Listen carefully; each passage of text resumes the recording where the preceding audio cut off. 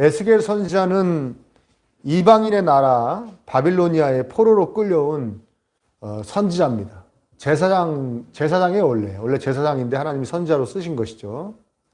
왜냐하면 이제 포로로 끌려왔으니까 예루살렘 성전이 없는데 뭐 제사장이 뭐 특별한 의미가 있는 것이 아니지 않습니까? 신앙 교육이나 시키고 뭐 그래야 되는데 하나님께서 선지자로 썼습니다.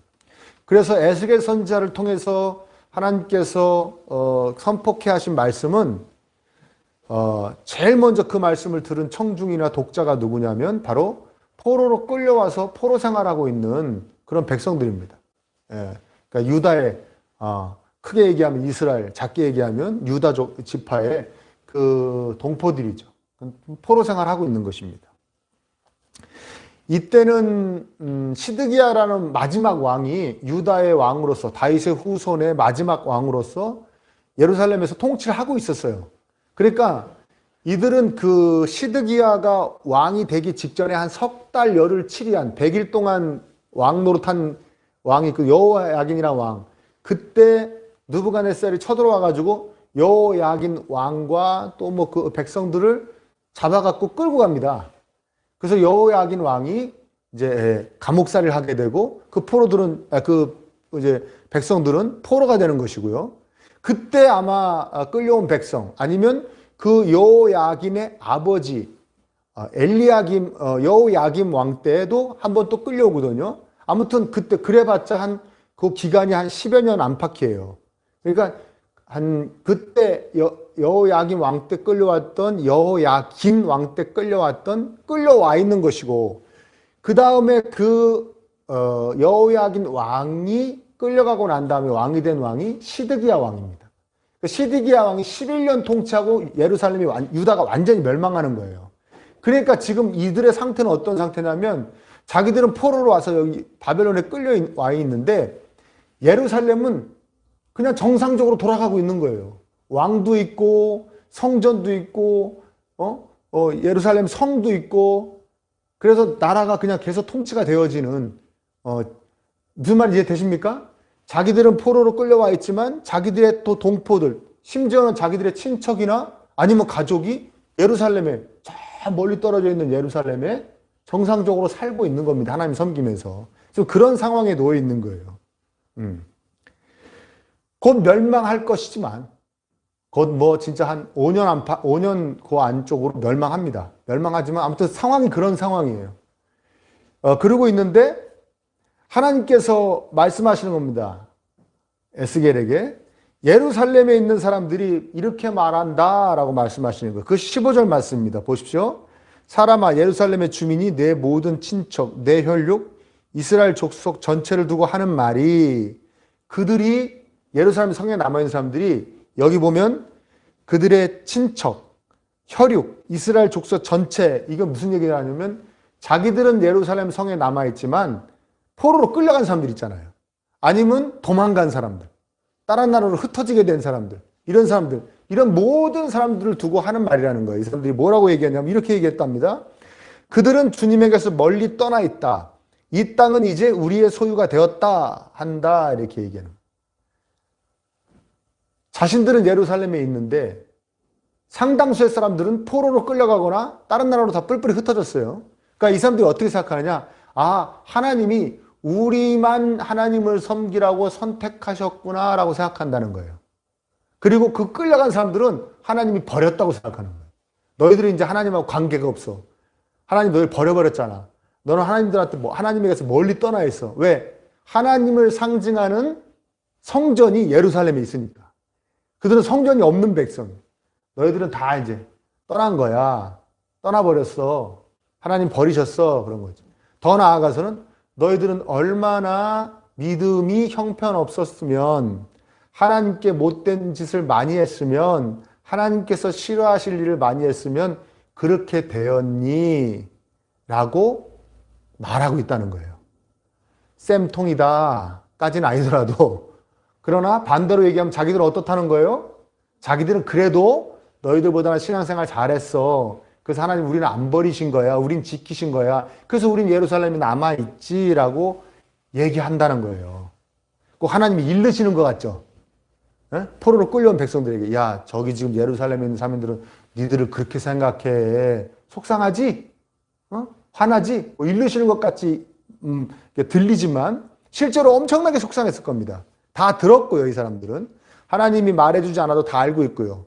무엇보다 본인들도 그렇게 생각하고 있다는 게 문제였어요. 본인들이 우리가 이렇게 된 것은 우리의 믿음이 옳지 않아서 그랬다. 우리가 더 예루살렘에 남아있는 백성보다 더 많은 죄를 지어서 그런 것이다 라고 생각했다는 거예요.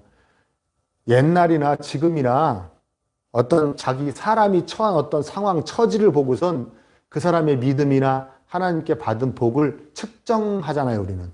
그렇죠? 그래서 상황이 막 좋으면 야, 신앙생활 되게 열심히 한 분인가 보다. 또 믿음이 좋고 하나님 복을 많이 주셨구나 이렇게 생각하고 좀 삶이 형편이 좀 힘들고 막 어렵고 빡빡하면 아유 뭔가 또 잘못했구나. 믿음도 별로고 신앙생활도 엉터리로 했구나 이렇게 생각한다는 거죠. 그렇죠? 그래서 여러분들 이렇게 잘 사시는 거죠? 네? 그러니까 그렇게 생각한다는 거예요. 그러니까 이들도 그렇게 생각하는 거예요. 예나 지금이나 또 이들도 그렇게 생각하는 겁니다. 그러니까 자기들은 하나님께 버림받았다고 생각하는 거예요. 성경은 그게 아니라고 그렇게 얘기를 해도 성경은 계속 그렇게 얘기하거든요. 특히 신약 성경이 그렇게 얘기하거든요. 그 사람의 처지로 감히 그 사람의 믿음과 그 사람이 하나님께 받은 은혜와 복을 측정하지 말아라. 그건 모르는 거다. 하나님이 왜 그를 힘들게 하시고 어렵게 하시고 아프게 하시고 곤고하게 하시는지 그건 우리가 모르는 거다. 감히 사람이 그렇게 판단하지 말라고 성경이 그렇게 얘기를 해도 우리는 이 버릇을 버리질 못해요. 우리 마음대로 판단하고 측정합니다. 이들도 그런 거예요. 갑자기 자신들은 끌려온 거예요. 전투가 막 벌어지더니 야 니네 따라와 그러고 자기를 끌고 온 거예요. 일로. 말도 다르고 문화도 다르고 하나님을 섬길 수 없는 하나님을 상징하는 성전이 없는 곳에 끌려온 거예요. 손님도 아니고 포로로 끌려온 거예요. 그러니까 기가 막힌 것이죠. 어떠한 조건으로 끌려왔는가를 보면은 열왕기하 24장에 보면은 일단 여호와긴 왕 잡혀왔고 그의 어머니, 그의 왕비들, 그의 내시들 다 잡혀왔습니다. 그리고 잡혀온 사람들이 용사들 한 7,000명이 잡혀왔다. 싸움 잘하는 사람들, 군인들 7,000명. 그 다음 고위 관료, 대장장이, 기술장이, 기술자 이런 사람들 끌고 왔다는 거예요. 아주 괜찮은 사람들 끌고 온 거죠. 그렇죠? 그야말로 거기서 진짜 꼭 필요한 엘리트들 끌려온 건데 근데 문제는 뭐냐? 싹 다 끌려왔으면 좋았을 텐데 여전히 예루살렘에도 고위 관료도 남아있고 용사도 남아있고 기술자들도 남아있고 대장장이 출신들도 남아있단 말이에요. 그럼 저기 남은 사람들은 뭐냐 이거예요. 자기들은 뭐 때문에 끌려왔냐는 거예요. 무슨 기준으로 끌려왔냐는 거예요. 생각할 수 있는 거 딱 하나 하나님께 버림받았구나. 우린 끝났다. 낙심할 수밖에 없다. 절망적이다. 내가 포로가 되다니 내가 죄를 많이 져서 그런가 보다. 내가 믿음이 없어서 그렇구나. 하나님한테 버림받다니. 그야말로 이들은 밑바닥을 경험하고 있는 거죠. 밑바닥을 경험하고 있습니다. 여러분 우리도 낙심할 수밖에 없는 상황에 놓일 수가 있어요. 그렇죠? 지금 낙심하고 있는 분도 있을 수 있고 낙심할 수밖에 없는 상황에 앞으로 놓일 수도 있습니다. 그러지 않았으면 좋겠지만 또 삶이 그렇지가 않거든요. 어떤 물질적인 문제에서 큰 어려움을 겪고 낙심할 수밖에 없고요. 이제 나는 회복이 불가능하구나 이렇게 낙심할 수도 있습니다. 또 건강이 너무 안 좋아도 낙심할 수 있고 진로와 자기 앞길과 관련돼서 그렇고 사람과의 관계 속에서도 정말 큰 갈등이 있어서 그걸로 정말 밑바닥을 경험하는 사람들도 간혹 보게 됩니다. 2600년 전에 그 낙심의 시기를 통과했던 사람들, 그들에게 하나님이 가지고 계셨던 뜻을 우리가 살펴보면서 깨달음을 얻기를 원합니다. 우리는 낙심의 시기를 어떻게 받아들여야 되는가? 하나님 안에서 낙심한다는 건 하나님 안에서 아주 심각한 공고한 시기를 겪는다는 건 우리에게 어떤 의미가 되어야 되는가? 두 개의 부분을 두 개의 말씀, 두 개 부분의 말씀을 살펴보려고 해요. 먼저 16절 말씀입니다. 16절 이렇게 말씀하십니다. 나주 하나님 이렇게 말한다. 비록 내가 그들을 멀리 이방 사람들 가운데로 쫓아버렸고 여러 나라에 흩어놓았어도 그들이 가 있는 여러 나라에서 내가 잠시 그들의 성소가 되어주겠다 하여라. 이거는 예루살렘에 있는 백성들한테 사실 하는 말인데 아까도 얘기했지만 에스겔이 하는 말은 포로로 끌려온 백성들이 첫 번째 듣게 된다고 그랬죠. 그렇지만 그러니까 예루살렘에서 야 우리는 믿음 좋고 우리는 신앙생활 열심히 해가지고 복 받아서 우리는 여기 남은 거야. 끌려간 것들 저거 어떻게 하면 좋아? 라고 했던 사람들한테 말하라는 거예요. 그렇지만 듣기는 포로로 끌려온 백성들도 같이 듣겠죠. 이해되시죠? 뭐라고 얘기합니까? 내가 쫓아버린 거 맞아. 내가 흩어버렸어. 포로로 끌려간 게 맞아. 그러나 내가 그 여러 나라에서 내가 그들의 성소가 되어주겠다라고 얘기해요. 성소. 잠시 성소가 되어주겠다는 것은 앞으로 예루살렘으로 돌아오게 하신다는 거죠. 왜냐하면 성소는 성전 안에 있는 성소입니다. 그 성소가 뭐 지성소라고 그래가지고도 또 이렇게 나누기도 하는데 성소 안에는 뭐가 들어있냐면 하나님을 상징하는 하나님의 법궤가 들어가 있는 거예요. 그러니까 하나님이 성소가 되어주겠다는 것은 뭐냐면 하나님께서 직접 하나님을 상징하는 어떤 물건으로 만나주시는 게 아니라 성전이나 성소로 만나주시는 게 아니라 하나님이 그들을 포로로 끌려간 백성들을 직접 만나주겠다는 거예요. 직접. 이해되십니까? 그러니까 예루살렘에 있는 사람들이 들으면 깜짝 놀랄 얘기죠. 아니 우리는 성전으로 만나주시고 우리는 성소로 만나주시고 그들은 하나님이 직접 성소가 되어 하나님이 직접 만나주시겠다고 그 얘기입니다. 마치 조금 전에 얘기했던 너희들은 하나님께 버림받은 거야 라는 것에 하나님이 대꾸하듯이 반대말을 하시듯이 내가 그들을 직접 만나줄 거야. 너희들은 나를 상징하는 것으로 만나지만 그렇게 말씀하시는 것이죠. 이 유다 사람들에게 성전이라는 것이 어떠한 의미인가? 여러분 예레미야도 그렇고 예수님도 그렇고요. 예수님의 공식적인 죄목이 뭐였냐? 성전 모독죄예요. 예수님이 이 성전을 헐어버린다. 그 3일 만에 다시 짓겠다. 이런 얘기한 거 있죠. 그걸로 돌아가신 거예요. 그것 꼬투리 잡혀 돌아가신 거예요. 나중에 스데반 집사도 성전 모독했다고 돌로 때려 죽인 것이고, 그 다음에 바울도 사도행전 25장인가 26장인가요? 그들한테 잡히게 된 것도 성전 모독했다고, 성전에 이방인 끌고 들어왔다고 성전 모독죄로 잡히게 된 거예요. 그러니까 이들에게 성전은 곧 하나님이에요. 하나님. 근데 지금 하나님께서 말씀하시는 거죠. 포로로 끌려간 백성들에게 내가 가서 성전이 돼주겠다. 그것은 직접 만나주겠다. 놀라운 표현입니다. 여러분, 이 포로로 끌려가서 완전히 밑바닥을 경험하며 낙심의 시간을 겪고 있는 백성들에게 하나님이 더욱 가깝게 만나주시겠다는 거예요. 함께 해주시겠다는 거예요. 그러니까 우리 그리스도인이 심각한 곤고한 시간을 겪는 그 시간은 하나님을 두껍게, 가깝게, 두텁게 만나는 시간이 됩니다. 하나님 만나주시는 거예요. 우리가 어렵고 힘들 때, 정말 내가 아무것도 아니라고 여겨질 때, 나의 삶의 의미가 아무것도 없을 때 우리 그때 하나님을 만나게 됩니다. 하나님 더 두껍게 만나게 돼요. 더 진하게 만나게 됩니다. 여러분, 우리 크로노스란 시간에 대한 그 성경적인 표현에 크로노스란 말이 있고 카이로스란 말이 있어요. 크로노스는 지금 이렇게 막 흘러가는 시간을 말하는 겁니다. 카이로스는 어떤 경험이 응축되어 있는 아주 의미가 담겨 있는 시간을 카이로스라고 얘기하는 거예요. 둘 다 시간이라고 얘기하는데, 그러니까 여러분의 만약에 부모님을 생각했을 때 부모님하고 이렇게 굉장히 잊지 못할 그런 추억이 딱 서려 있는 그런 기억이 딱 나시죠? 그 시간이 여러분들에게 카이로스의 시간인 거예요. 근데 지금 몇십 년 동안 그냥 부모님하고 쭉 지냈죠? 그거는 크로노스의 시간이라고 그러는 겁니다. 이해되세요? 그러면 하나님과의 카이로스의 시간은 뭡니까? 이 예배의 시간이 카이로스의 시간입니다. 말씀을 읽을 때도 카이로스의 시간인데, 물론 어떤 사람한테는 크로노스의 시간이 될 수 있죠.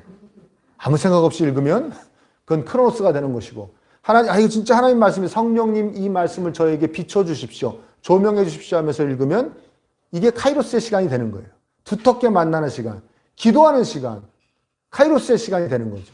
하나님을 더 뜨겁게, 두껍게, 두텁게 가까이 만나는 그 시간. 중요한 건 뭐냐? 우리는 크로노스의 시간을 카이로스의 시간에서 얻은 힘으로 살아간다는 거예요. 아멘입니까? 우리는 크로노스의 시간이 카이로스에 얻은 그 경험으로 이 크로노스의 시간을 아름답게 변화시키며 살아간다는 거예요. 그게 중요한 것이죠. 낙심할 수밖에 없는 시기를 겪는 사람은 하나님께서 그 카이로스의 시간을 갖게 해주신다는 것이죠. 더 가깝게, 더 두텁게 갖게 해주신다는 것입니다. 성령님의 위로와 예수님의 은혜와 하나님의 사랑을 더욱 강하게 느끼고 깨닫는 시간이 바로 낙심의 시간입니다. 낙심할 수밖에 없는 시간.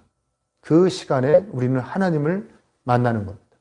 그 하나님을 만났던 그 흔적이 나를 꽉 붙잡아주고 나를 힘나게 해주는 것입니다. 그래서 낙심의 시간이 우리에게는 헛된 시간이 되지 않는 것이죠. 정말 감사할 수밖에 없는 시간. 아멘. 그러나 예루살렘에 남아서 나는 믿음 좋아. 그러니까 하나님 나한테 복을 주신 거야. 이대로만 살자. 으쌰으쌰 좋다. 신난다. 이러고 사는 사람은 계속 크로노스의 시간으로 사는 거예요. 하나님께 두터운 만남이 없는 거예요. 연관되어서 17절에 뭐라고 얘기합니까? 그러므로 너는 포로가 돼. 이번에는 포로가 된 동포들에게 말해주랍니다. 어떻게 말해줍니까? 나 주 하나님이 이렇게 말한다. 내가 여러 민족 속에서 너희를 모아들이고 너희가 흩어져 살고 있는 그 여러 나라에서 너희를 모아 이스라엘 땅을 너희에게 주겠다. 무슨 얘기입니까? 너희들 회복시켜 주겠다는 거예요. 다시 돌아가게 해줬다는 거죠. 낙심의 시기를 너희들이 통과하면 너희들 회복될 것이다. 아름답게 회복될 것이다. 전혀 걱정하지 말아라. 그렇게 말씀해 주고 계시는 거예요.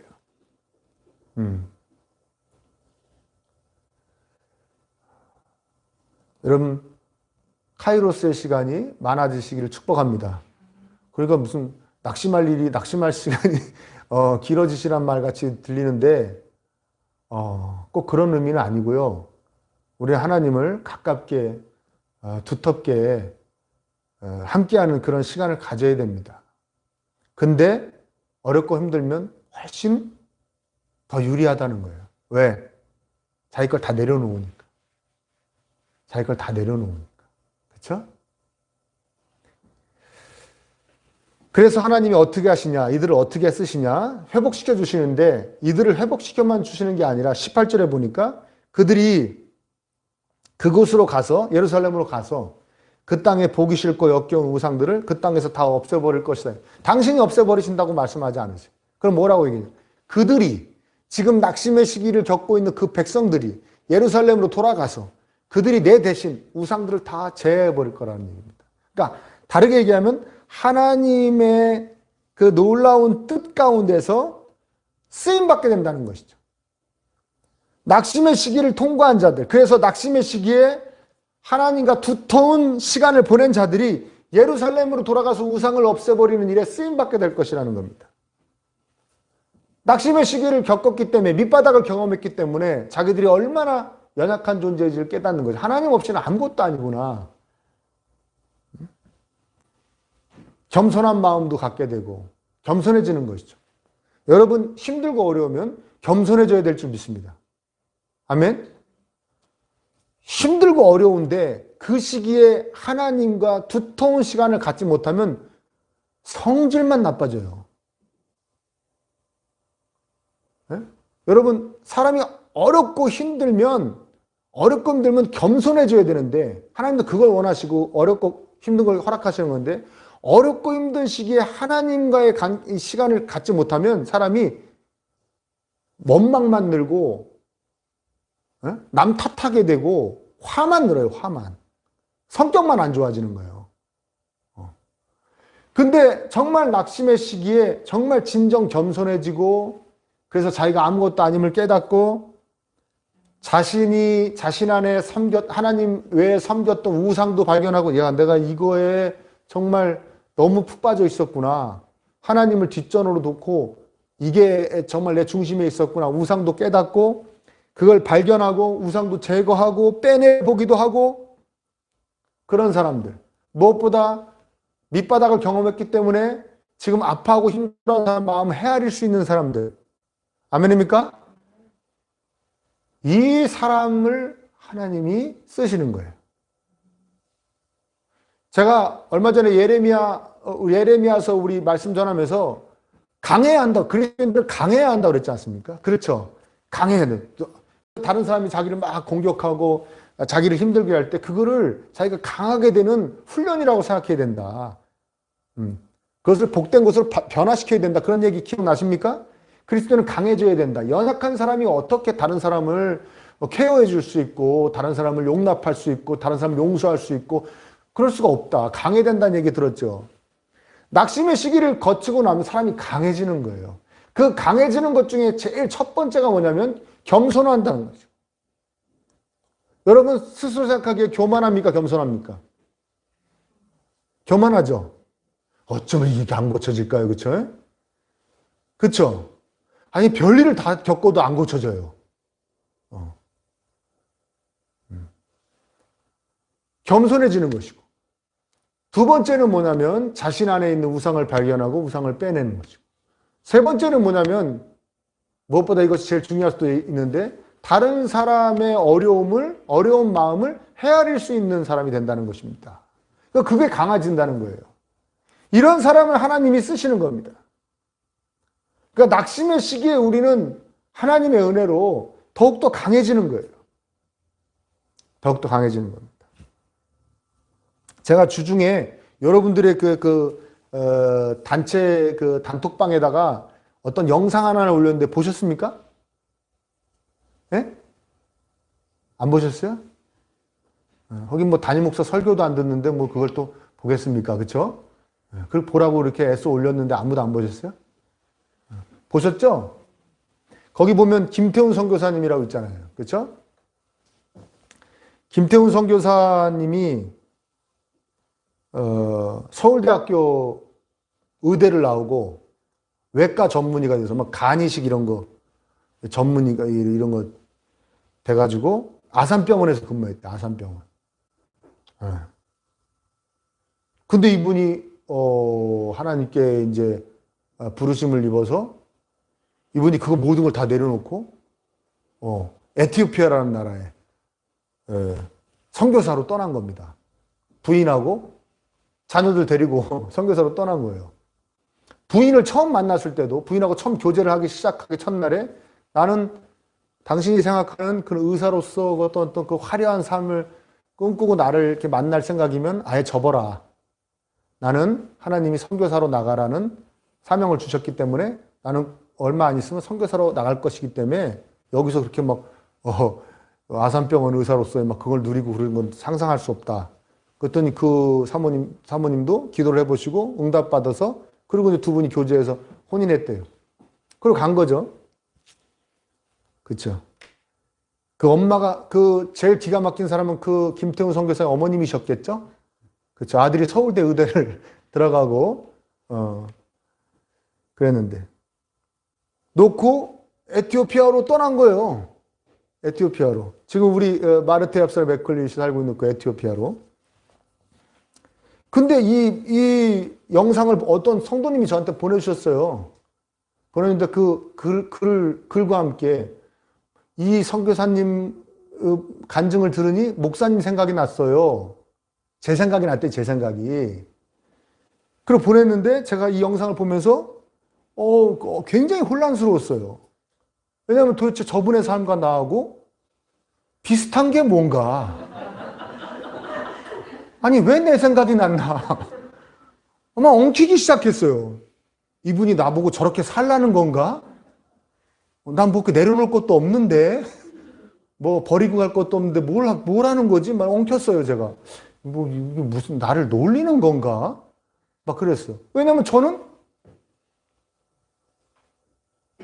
인생의 밑바닥에서 하나님이 목사가 되라고 그런 사람이고, 이분은 최고로 잘 나가는 사람이 내려놓고 목사가 되신 분이잖아요. 그렇죠? 도대체 뭐가 비슷하다는 거예요? 왜 내 생각이 났다는 거예요? 그러다 알게 됐어요.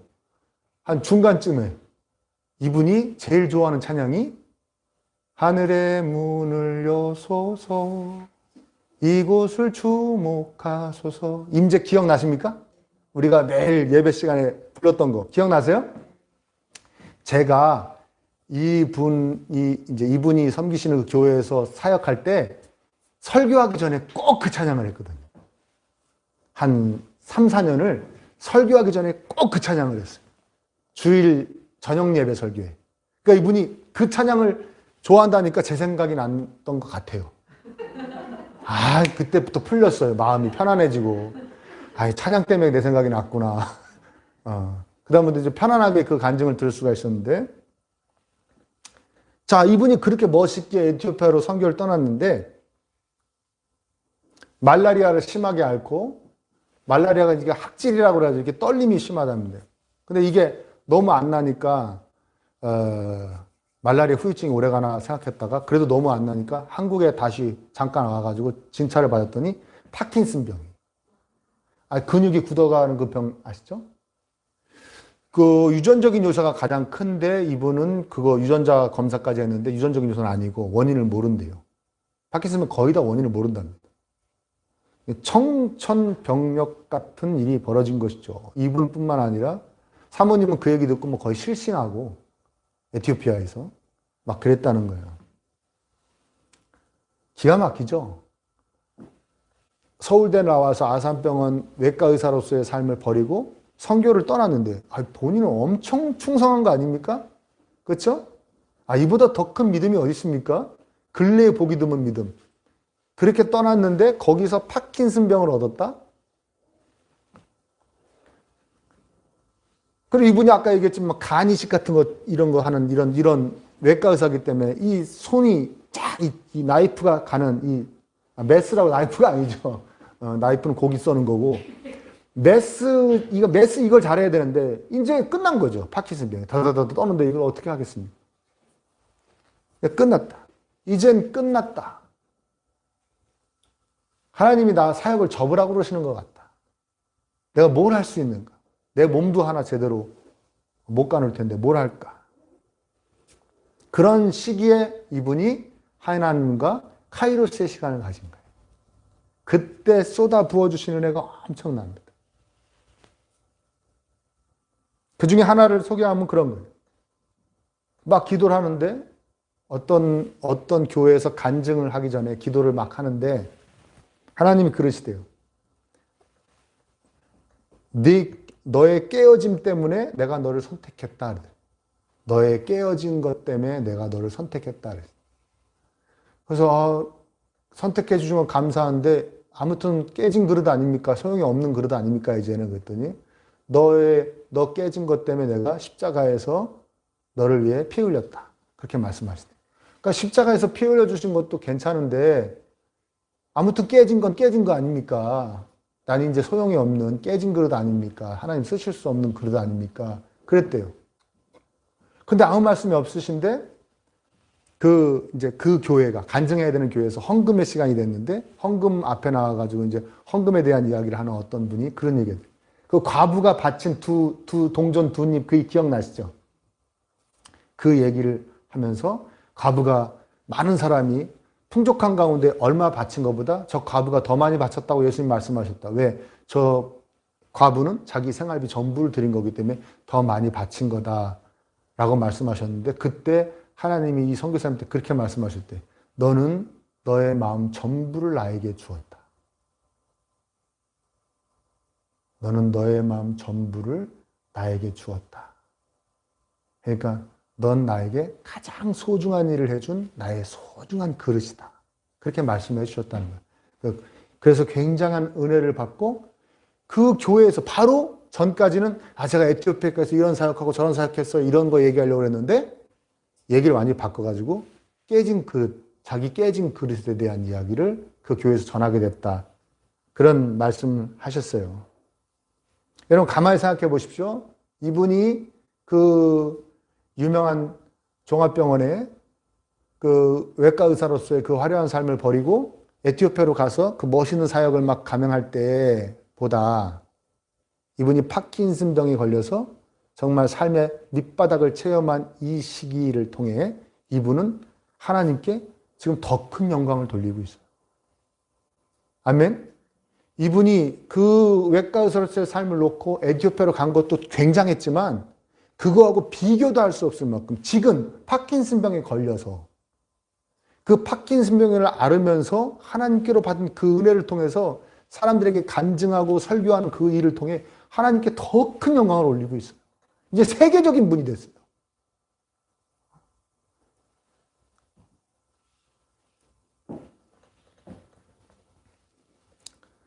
이 세상적으로는 깨진 그릇이 말입니다.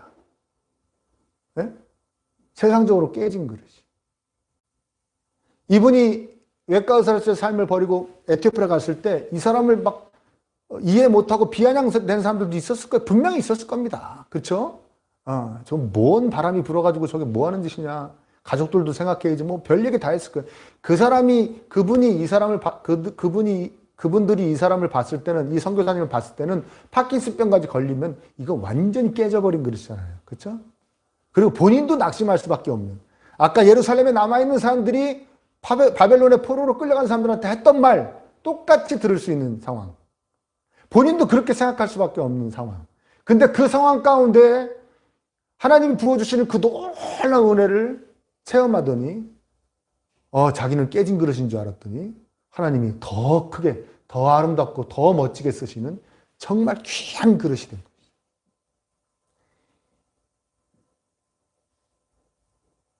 이것이 낙심의 시기를 하나님의 은혜로 잘 견뎌낸 사람들이 갖게 되는 놀라운 축복입니다.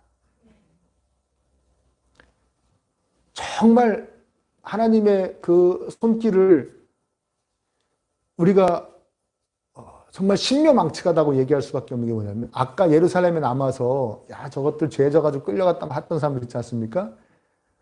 5년도 안 돼서 예루살렘 멸망할 때 거의 다 죽습니다. 거의 다 죽어버려요. 그것도 1년 6개월 동안 배고픔을 앓다가 1년 6개월 동안 배고프다가 예루살렘 성에 갇혀서 말이 1년 6개월이죠. 여러분 생각해보세요. 1년 6개월 동안 성에 갇혀 있었다니까요. 그 바벨로니아 군대들이 토성을 쏴가지고 공격해버려요. 함락시켜버립니다. 다 죽여버립니다. 다. 근데 이들은 몇 년 전에 10년도 안 되는 그 전에 여기 먼저 끌려왔다가 여기서 안전하게 지내다가 다시 예루살렘 성으로 들어가서 신앙의 명령을 유지하면서 지금 유다 지파의 그 후손들을 있게 하는 그 선산도로 사용되어지는 것이에요. 아멘? 그러니까 이게 얼마나 웃깁니까? 그냥 낙심할 수밖에 없는 시기인 줄 알았는데 이거 땅 밑바닥을 친 시기인 줄 알았더니 오히려 이게 보호받고 있었던 거예요. 하나님의 그 놀라운 계획 속에서.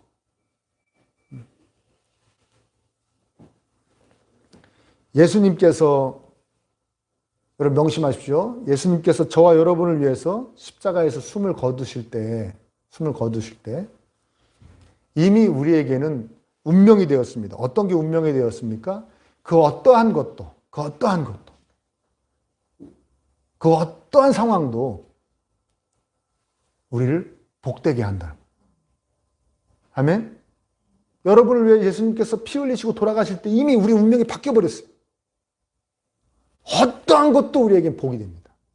아멘? 그리고 어떠한 것도 하나님과의 관계를 더 두텁고 아름답게 하는데 쓰임받습니다. 그러니까 낙심의 시기에 낙심만 하지 마십시오. 아멘? 어렵고 힘들 때 어렵고 힘들어하지만 마십시오. 하나님을 바라보십시오. 그리고 하나님을 더욱더 두텁게 만나는 그것에 열중하셨으면 좋겠습니다. 현재 어려운 상황인 분들도 그 어떠한 것으로 힘들고 어려운 분들도 앞으로 혹 그러지 않았으면 좋겠지만 어렵고 힘든 상황을 겪게 되더라도 여러분 잊지 마십시오. 하나님을 더욱 두텁게 만나는 시간, 낙심의 시기입니다. 하나님께 더욱 아름다운 존재로 변화되어지는 시간, 낙심의 시기입니다. 잊지 않는 저와 여러분 되시기를 간절히 축복합니다.